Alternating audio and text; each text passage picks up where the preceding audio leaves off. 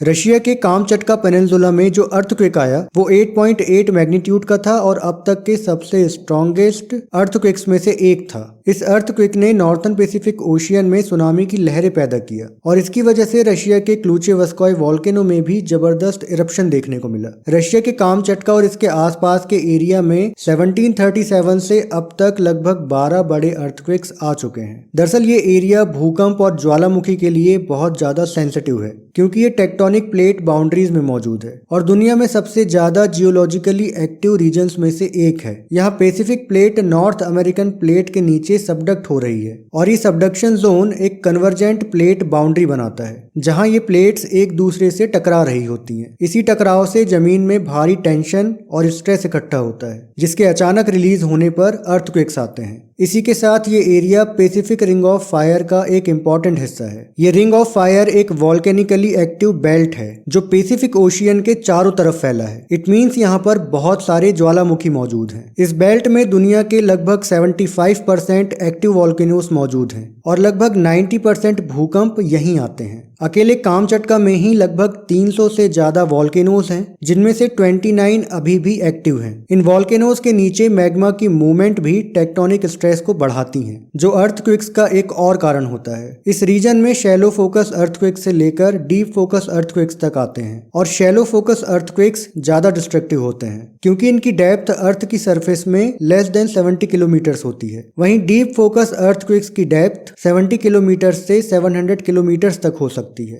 जिसकी वजह से अर्थ की सरफेस तक आते आते अपनी ज्यादातर एनर्जी खो देती हैं जिससे डीप फोकस अर्थक्वेक्स अर्थ की सरफेस पर कम नुकसान पहुंचाते हैं।